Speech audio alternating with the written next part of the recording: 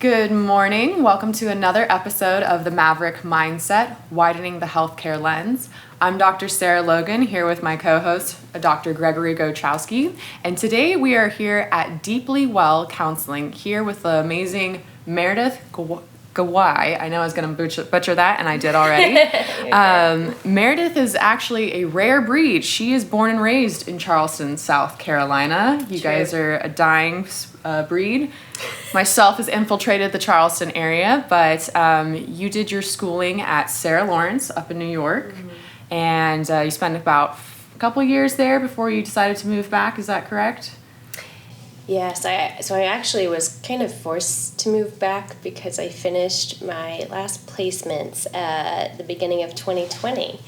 And so all of New York City shut down, and I just needed somewhere to work. And so something here opened up, and I came back home. Nice, very nice. Today we're going to be talking a little bit about something that we haven't done before, which is mental health. A lot of our podcasts, this is I think our fourth one, we've talked more about physical health, and of course the three pillars are physical, mental, and spiritual health. So I'm very excited to dive into that mental health. I feel like everyone's talking a lot more about mental health and the importance of it, and how everything is just, we're realizing how connected it is. You can't just work on your physical health without it affecting your mental or your spiritual. And so I'm very excited to deep dive into what you have to offer. You specialize in women 12 years and up with either developmental, sexual, medical, or traumatic stress and trauma. So I want to learn a little bit more about that. You guys deal with single, couple, and family counseling here, which is amazing. And some of the techniques you said are the cognitive processing therapy, eye movement desensitization, reprocessing, which we're going to get a little demonstration from her later today about that. So you get to take something home with you, and a little bit of movement therapy. So to kick things off, let's start off with your why. What made you want to come into the counseling and mental health realm a little bit here? Yeah, absolutely. Well, mental health is a field that has extremely high turnover. At the end of this year, 60% of people in mental health will go do something else because it is a really hard field. And when I started in the Department of Mental Health in New York and in South Carolina. And it was honestly a really sad start because people are suffering for a really long time. There's, this phrase I'll use, if I can, that I think you guys might be familiar with in patient care, called frequent flyers. The people that come in and we help, and then they come back again and again and again, and it's said they want that quick fix.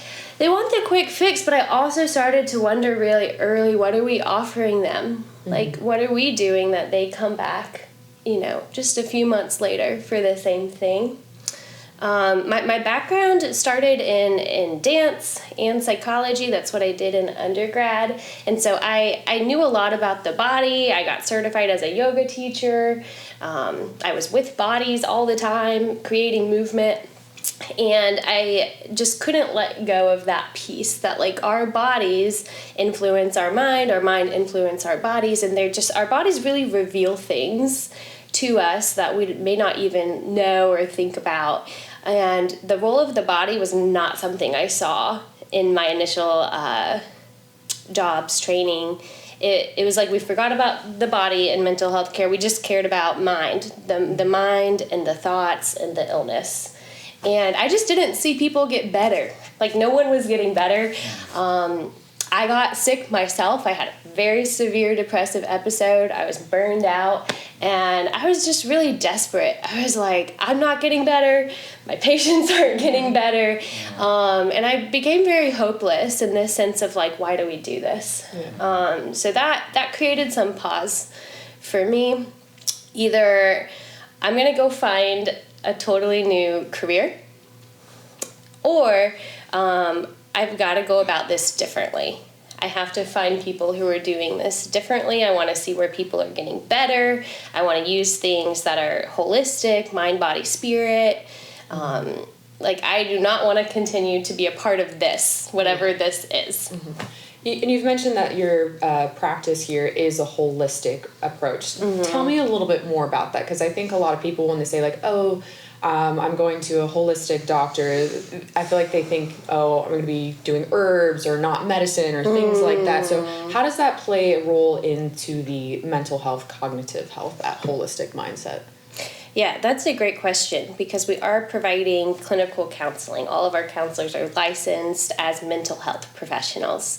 But how we look at somebody holistically, right, means that you have many parts of you that are in the room that we're going to pay attention to. Biological health indicators, right? When you take like a inventory to see if you're depressed, one of the questions is like, do you feel tired often? Mm-hmm.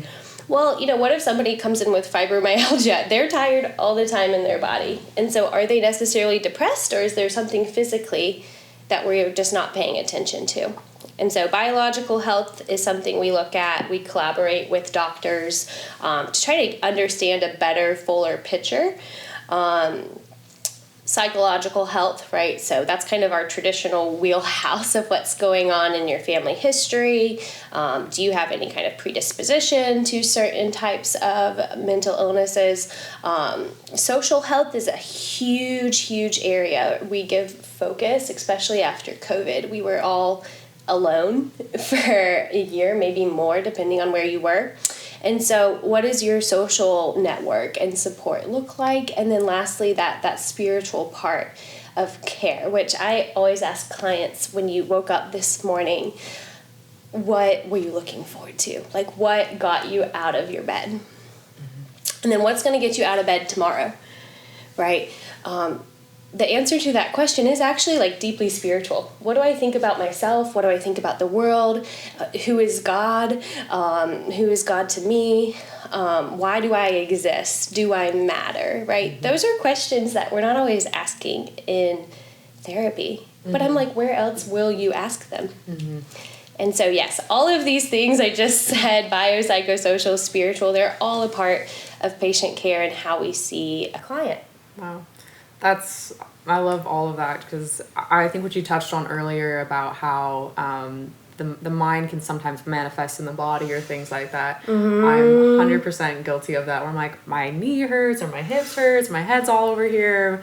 And Dr. Bukowski will be like, you stressed? I'm like, what? No, that can't be it. But my body definitely manifests all the different things, and I'm trying to learn how to like, okay, this knee is hurting. Why is it really hurting? Is it a mechanical issue, or is it really something going on with me? It's something going on with me a little bit there. So I think that's really cool that you look at their whole different pictures. You're looking at, the other doctors or providers that they've been to, and not just, okay, what's going on in this brain box of yours here? And like every mental health issue, right, that someone might come in with, it has a like presentation, right, of how you're thinking and feeling, mm-hmm. and how it impacts your mood, but it also has symptoms in the body that really do get missed. If someone's feeling depressed, right, they might have negative thoughts about themselves, but they might also feel like their whole body is a ton of bricks every time they stand up. Mm-hmm. And if we don't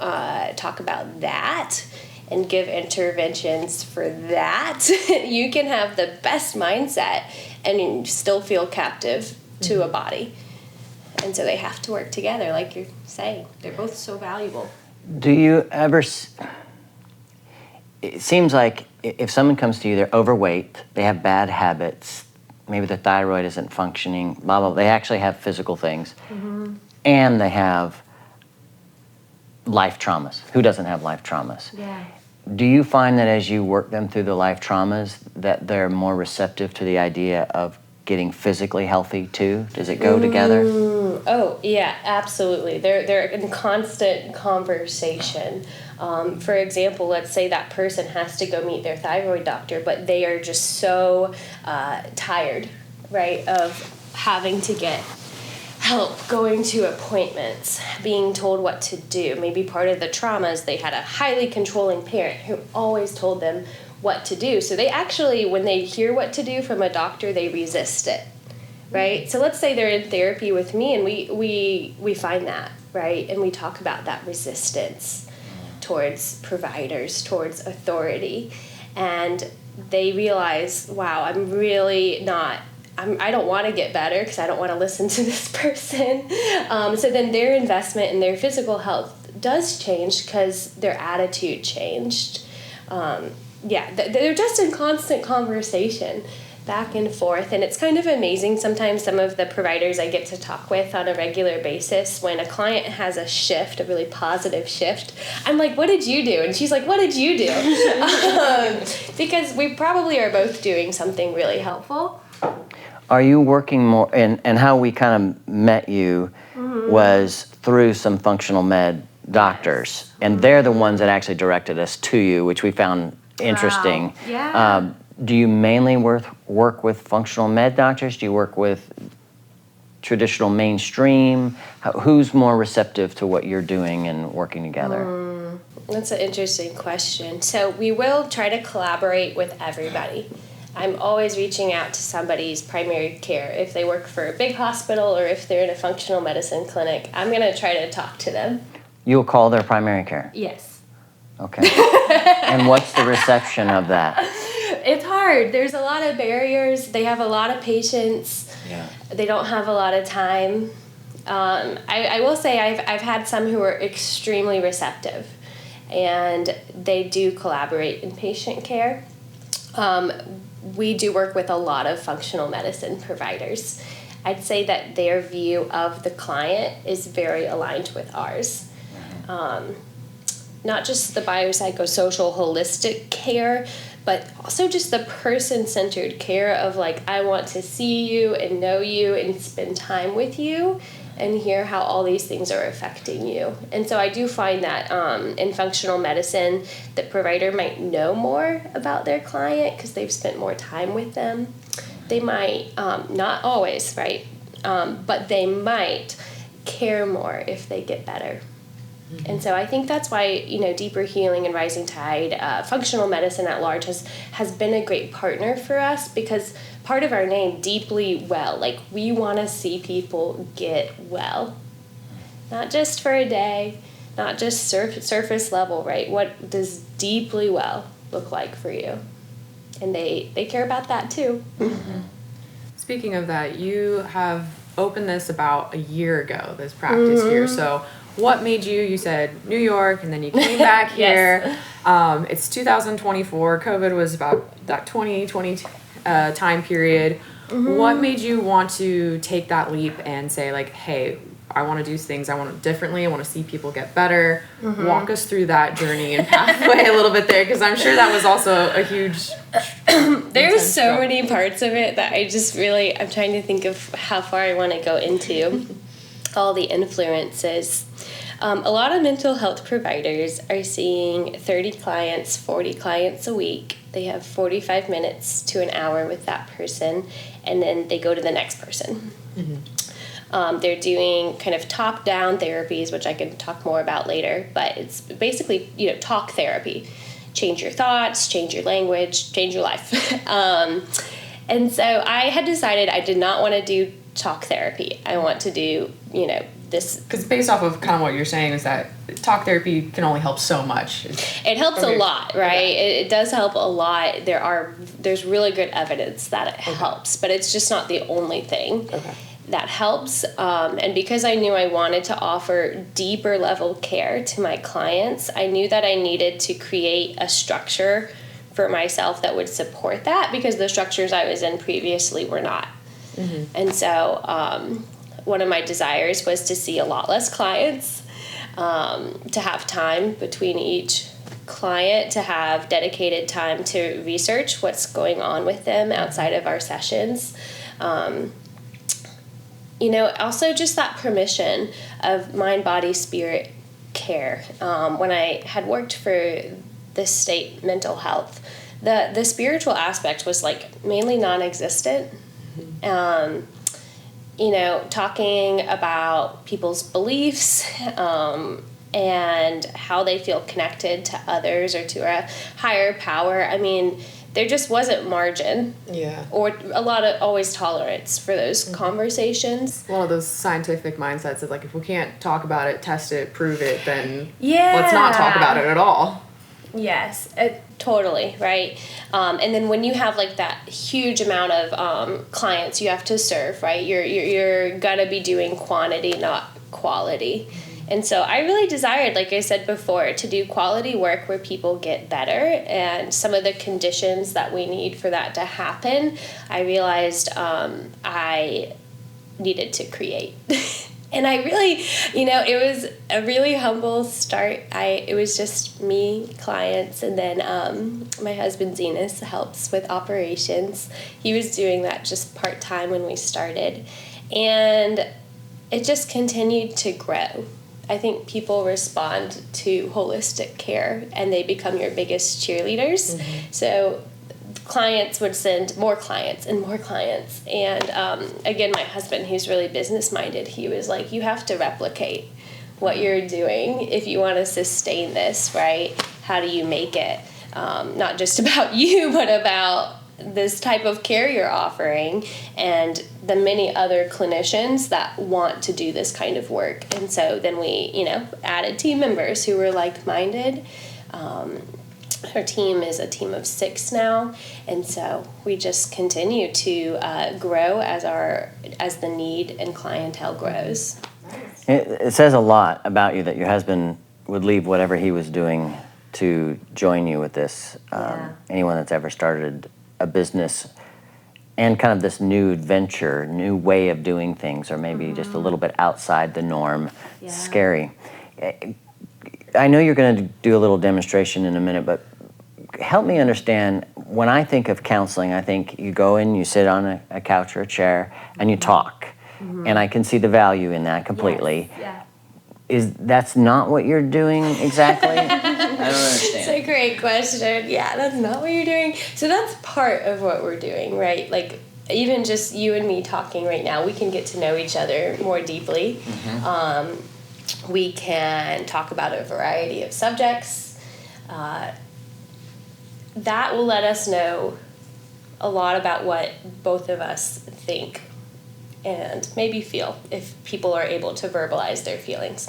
But a lot of things that people go through in life, they don't have words for, or they were so young, they never labeled it, or we just don't really know how to label our emotions. That's really common. People are having emotional experiences, and they don't know what it is. They don't know how to communicate. Sarah raising her hand. They don't know how to tell somebody else about it, right? And so when we come into She is horrible at that. I will say that. You can verify. He's like, what's going on? I'm like, I don't know. And then I have to, actually, I think part of that too is like, I just have to, like, I didn't really think about that growing up. I'm like, I was always happy and doing all those things. And so he's like, what's wrong? I'm like, I don't know. And like 2 hours later, I'm like, I think there is something wrong. I didn't even realize it, So that's speaking very true. Yeah, right. So go back to what you're saying. I'm sorry, I had to give that little rib to her.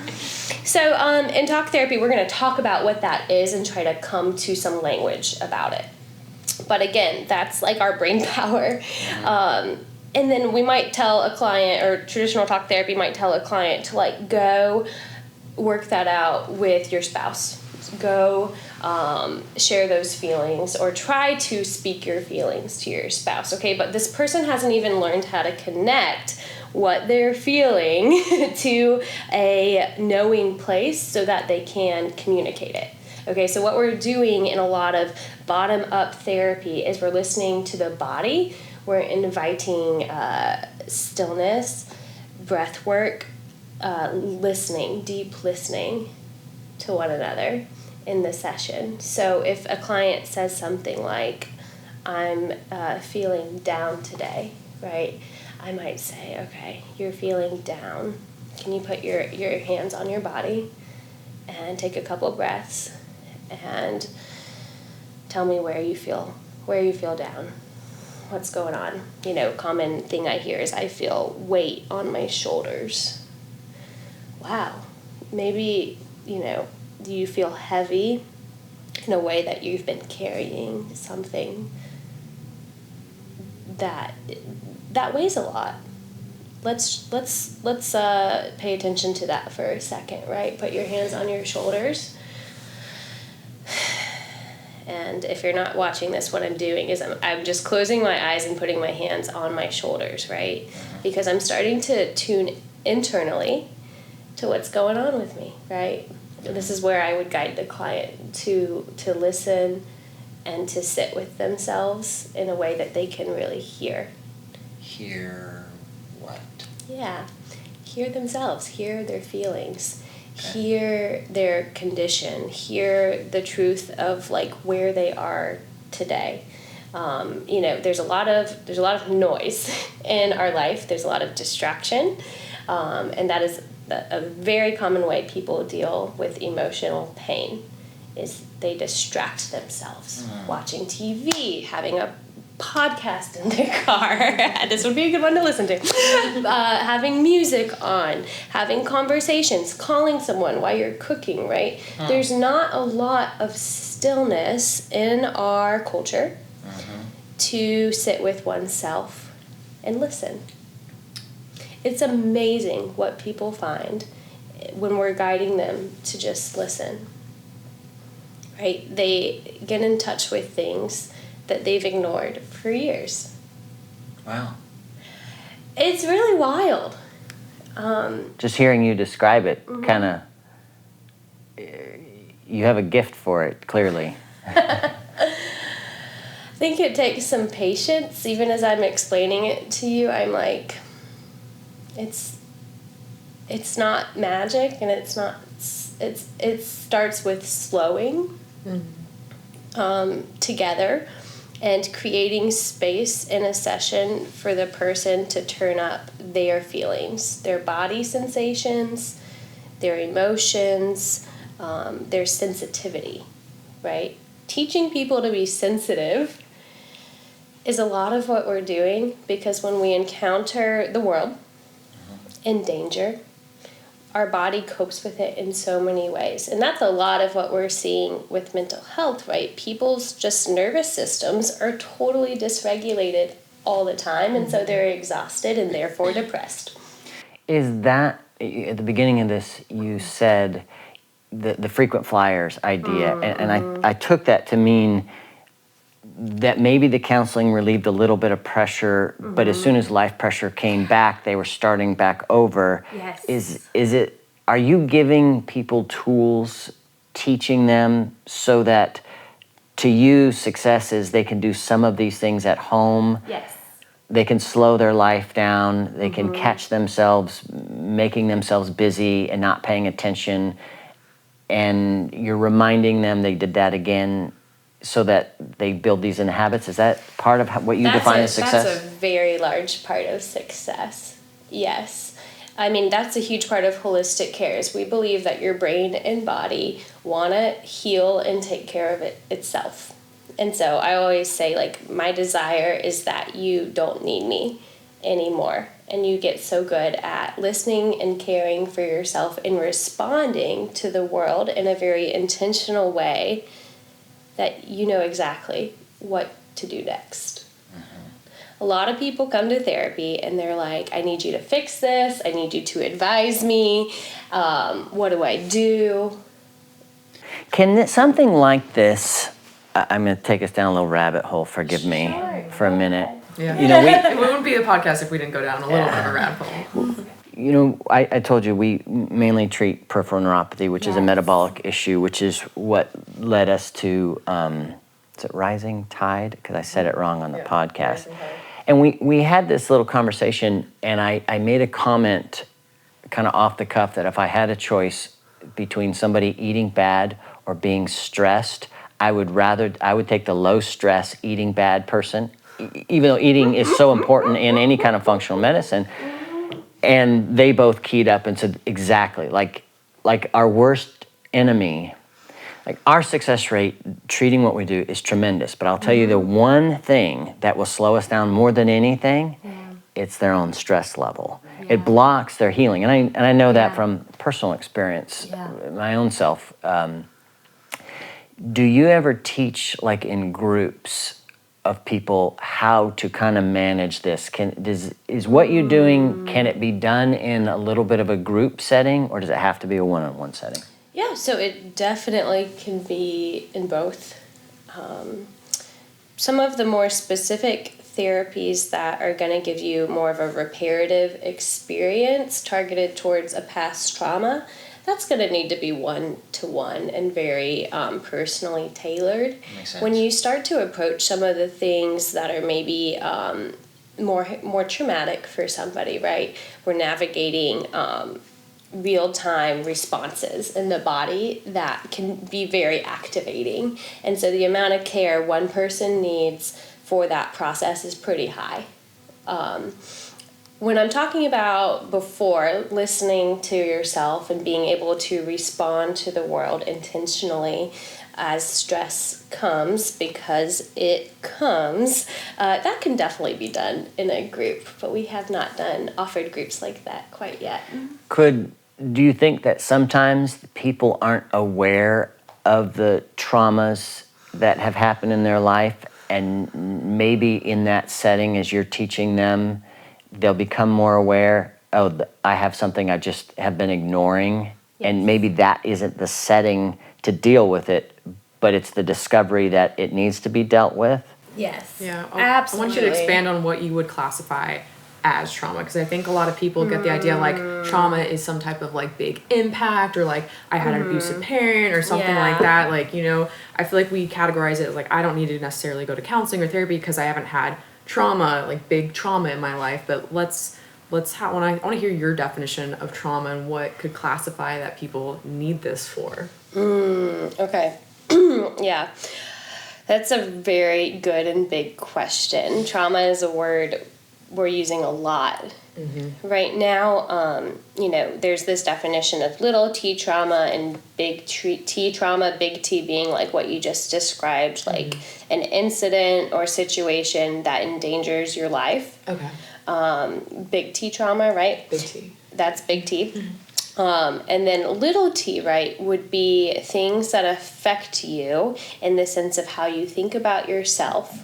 And it's usually more frequent. So this could be like you're in elementary school and people start calling you names. And they call you names for a long time. And now when you think of yourself, you think of that name. Yeah, that's also trauma. It's not as big. It's not an event that landed you in the hospital, but we would still consider that trauma. And something I want to bring up here, or show you, maybe we could put it in the show notes or something, is the polyvagal defense hierarchy. So this is what is going on with our nervous system when we meet danger. When we meet danger, we need to survive. And so our body goes into immobilization to keep us safe. That fight or flight? That's the fight or flight, exactly. So like, I need to survive, I need to fight, or I need to run away and keep myself safe. We know if this was like a bear in the woods, right, you would fight the bear, but the things we deal with now are so much smaller, right? It's a really mean text message. It's a disease in your body. We can't fight. And so commonly after fight and flight, we will enter this place of conservation, where because I couldn't fight or run away, my body's going to start to shut down and not use resources anymore because the danger feels so high, and that's our freeze response. Right? That's when the body begins to freeze and our sympathetic nervous system is all out of whack. We're disoriented to the present, to our bodies, and we start detaching because the danger is so high. And so going back to what is trauma, I am very hesitant to like label it as one thing or another, because as soon as the body leaves the parasympathetic place of safety, the body feels that it is experiencing trauma. It's going through danger. Again, even if it's just someone laughing at you, your body's in danger. And so that response to try to keep ourselves safe in our nervous system can, over time, right, be trauma that somebody could come in and work on. That's a great definition. I love that because, you know, like I think about my own personal life, like love my family. I feel like I had a really good childhood, but you know, when we briefly talked beforehand, I'm like, oh, like you're just opening up those ideas of like, well, I've had a little tease about those little things that are just chipping away at you, and to be like, it's okay to say like, yeah, I'm going to therapy. Like, you know, like I think that's back in the day, people were like, oh, you have to go to therapy, like what's wrong with you kind of thing. And now it's way more accepted. And something that you really brought to mind was you were talking about some of the people like you were working with that with post like either chronic fatigue or post like cancer or something like that medical mindset of like, okay, I've had this diagnosis for so long, now I'm getting better, or I just got diagnosed with this. How do you mentally cope with that? Like physically, you're like, I got to go to all these doctor's appointments, blah, blah, blah, all these things. And we see it all the time with our neuropathy patients. A lot of them are depressed. They're not themselves, or there's things like that. Like that was something I found really interesting studying the medical mindset, is that, you know, like we have to sometimes, you know, tell people bad news. We don't love doing it, but how they can mentally support themselves like through this treatment or through this new set of information, which is really cool. That reminds me that like in a medical model, right, we isolate a problem and then you want to fix it, right? The bone is broken, so I fix it. In holistic care and in mental health, right, we can't say the same thing. We can't say that everyone's broken and they need to be fixed. Like, that is the old model of care, because then what does that do for someone? I'm broken? Well, why even try, right? Oftentimes we're trying to change the mindset to life is really hard and you're going to encounter pain and difficulty, right? And so how you're responding to that pain might need to change. But this idea that we're maybe not broken, right? We need to adapt our responsive system to a life that is really hard. And that is just part of our human existence, right? The goal is not a positive, happy life, which I think people get mixed up a lot. The goal is actually the ability to be resilient as life happens. So to understand your little t, if I'm understanding right, what you're saying is all humans have some level of rejection they're going through, whether it be the text or the kid at school or even with good parent. We're all dealing with it at some level, and if we're not today, we probably will tomorrow. What you're saying is our body's response to that is dependent kind of on maybe our communication about it, maybe our perspective about it, whether we hold it in, whether we talk about it. Is that kind of what you're saying? You're totally right on. Yep.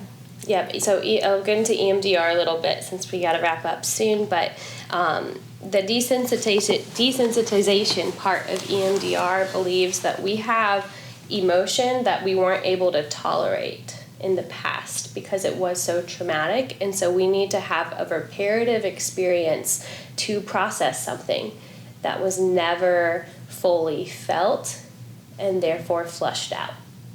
And so being able to feel again, being able to process, being able to respond, all of those things are part of healing. I was telling you off camera that I have a priest friend that I have a tremendous respect for, and he's the real deal. And I told you when I met with him last, and I'm flying out to see him this weekend, is his life changed because of this EMDR. And his response always to people that have, because he hears people, I mean, to be a priest, you have to be sort of a counselor too, and hear confessions. And he told me his answer would always be, well, you need to pray more. You need to do more of these religious things, which he did 3 hours a day.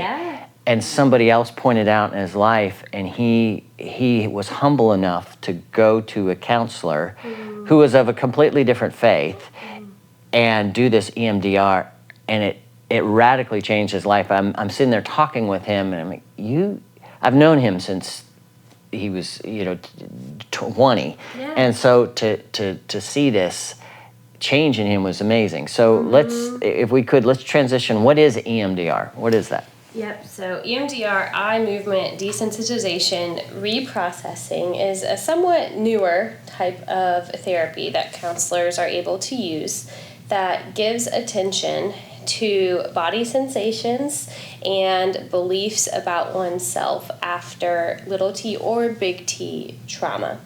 In the counseling room, what we're doing is we're approaching those things in a very systematic way to help them kind of lose their charge, their emotional charge. So feeling like, for instance, a common belief is I'm not good enough. Someone might have had an experience where they felt not good enough, right? We would approach that memory with bilateral stimulation, which just means like tapping the body side to side or doing those eye movements side to side. Part of that, of what we know, is like what's happening with that is when we go to sleep, we experience this rapid eye movement as we sleep, takes us into the place where our brain can organize memory. When we're in the REM cycle, our brain is making sense of everything that's happened to us. So we're trying to recreate that in the counseling EMDR session so that the person can finally process what happened to them. Interesting. So it's not just simply a pattern interrupt. It's actually working with how the brain is naturally wired. Yes, because neurons that fire together stay together. So if somebody's core belief is I don't feel good enough, that there could be like 10 memories there from their entire life that are seemingly unrelated.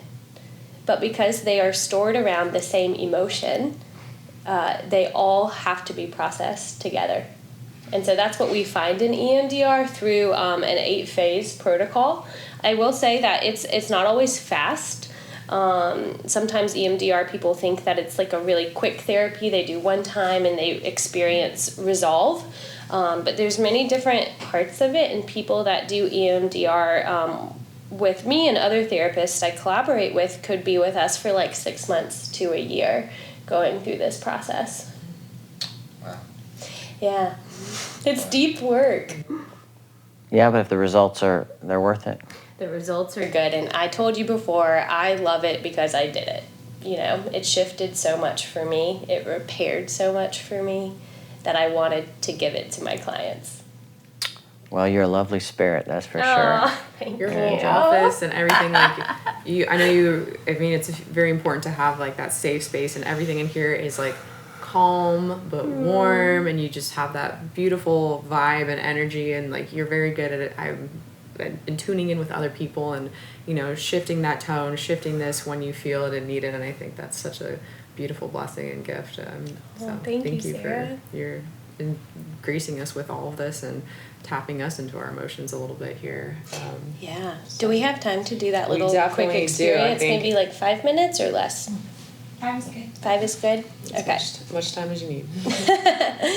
Okay. Well, I just want to take you all through this quick visualization that we use in grounding for EMDR. So because we do approach trauma, right, we spend a lot of time grounding and trying to get the body to relax so that if it gets activated, we can relax it again.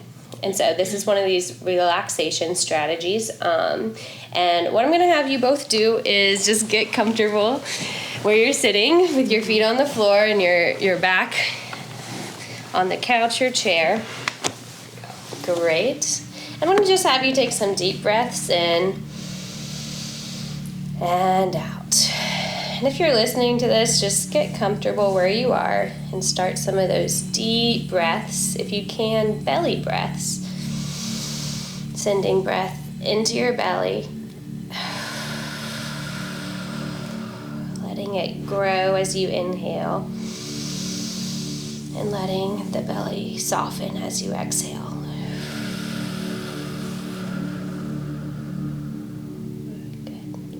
I'm going to have y'all cross your arms like this, because we're going to do some bilateral stimulation. Continue just breathing. Go ahead ahead and scan your body. So how does your body feel right now? Starting with your head, shoulders, working downwards, your arms, your abdomen, hips, thighs, calves, and feet. Just noting.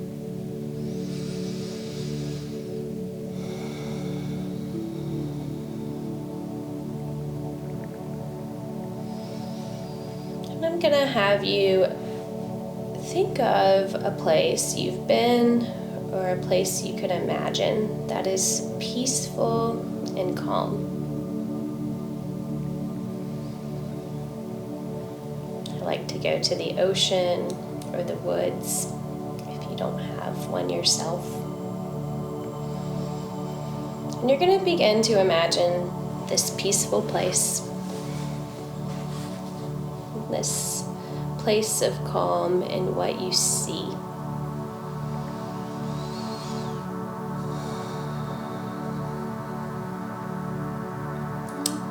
Remember in this place what you hear, any sounds.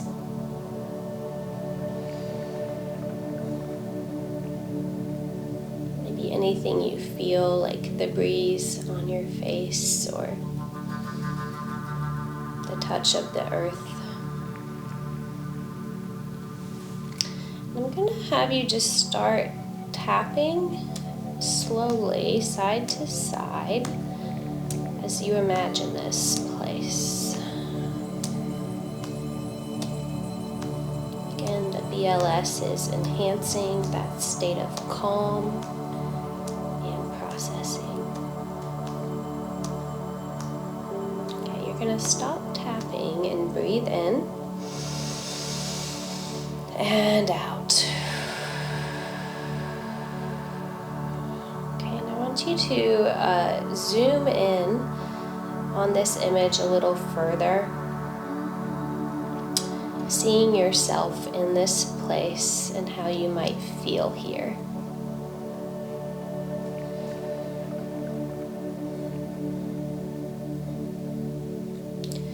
So noting how you feel, hopefully it's calm, peaceful, relief.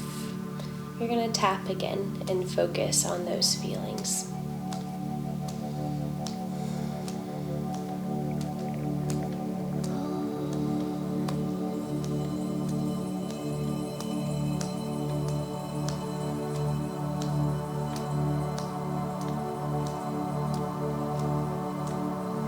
And pausing, breathing in and out. With this image of your peaceful place, I lastly want you to invite a loving presence to this place. So that could be a family member, a friend that makes you feel loved and warm. This could be your image of God or a higher power just to sit with you here.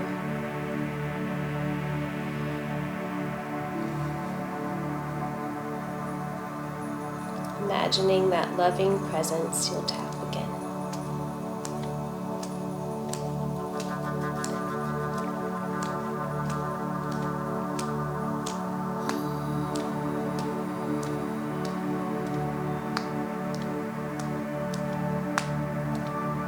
Pausing, take a deep breath in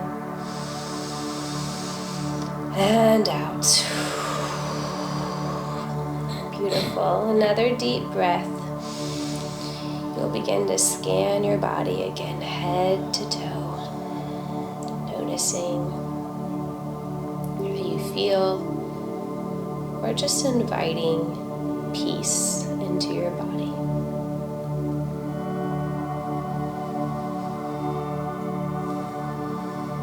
Letting go of any unnecessary tension, letting your body exist in this peace.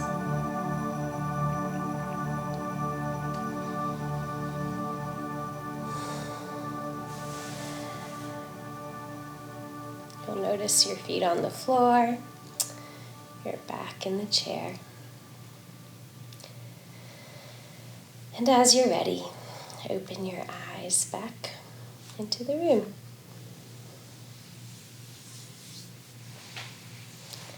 So I always like to ask, how did that feel? I felt very relaxed right now. For me, it was when you added that loved one in there, that friend in there. Like, I had my happy place, it was good. And then I realized when I had the loved one there, like, how much I was holding up my arms. And then that was like, oh, I can actually, like, just drop them down more. That's so good, because your body was able to Finally, rest. Yeah, do that thing. And this is, I already did yoga this morning, so this is You're extra calm. For you. So that was good. What was the question? How did it feel?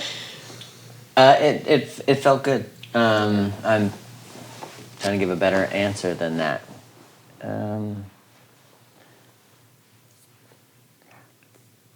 I think this would take some practice to get good at this. I was contemplating which place was my happy place. Was it the boat or the horse? Was the boat or the horse? You know. Yeah. And so I just think this would take some practice for someone like me who probably is not always in touch with that. Yes, and I can see the value in it. I can that's feel part the value in of it. why EMDR can take some time. You know, just being able to identify, imagine, and move your body into rest. I mean, that's our first like 3 phases, and we could do that for 6 months. Really? Yeah. It's different for everybody, but if you've never felt rest and you've been in danger all your life in fight or flight, and now you're in adrenal fatigue, right? All these things are happening. You know, you're not just going to relax when someone says, just relax, right? You have to learn, you have to teach your system to relax. Once someone learns that, can they go to it quicker, I assume? Yeah, absolutely. They can, and they will have it forever. I mean, I have people, myself included, who use their first peaceful place 5-10 years later, just because it was that impactful and it evokes that state of rest immediately for them. Wow. Yeah. That's neat. That's special. That's fun. You have to have a gift to do that. I think I'd grab people by the lapel and say, hurry up and relax already. It's been 6 months. Do it! Yeah, funny that it's different. Yeah, and it is sometimes slower. But again, we really want things that work and create deep wellness. Well, thank you for sharing this with us. This has been a real honor and a treat. I know and everyone in here was doing this with you, and so I'm sure they have their own stories. I'll be anxious to hear. The last little bit here is we just want to give you a little plug and say if people are in the Charleston area, what is the best way they can find you? If there's other people out there, and I know we'll have some other people listening out of state, so like how can people local in the Charleston area find you? What's the best way to kind of like set up an appointment or do something? And then people who do live out of state, what would you recommend as far as if they are trying to seek someone like you? Like with this, your yeah. practice? So if you live in South Carolina, we can see you. The best way to get started is to go to deeplywell.org and just click that button that says Get Started. You'll fill out a quick form, and then someone will call you, text you, or email you according to your preference to get you started, or to have a free consultation call where you can meet one of our therapists and just kind of hear more about what we're doing and how it could benefit you specifically. If you're out of state, I would look for people that do bottom-up therapies, meaning EMDR, somatic processing, brain spotting, movement therapy. I'm saying all these words, but if you go to Psychology Today to find a therapist, it's a great database of therapists. It will let you click what types of therapy. And it will kind of weed out a lot of candidates so you can find the people who are counseling this way. Do you do this virtually? Yes. On Zoom? Yeah, we do. We do it through our own platform, but yeah, we're able to do it online. Do they have to be in state or out of state to do They it? do have to be in state Okay. according to our counseling license, yes. Okay. So find somebody in your state if you're not in South Carolina. Okay. Amazing. Well, thank you so much. This has been an absolute pleasure, and can't think of a better way to start my workday now. That's great. Yes, thank you Thank so you. much Thank you. for Perfect. having me.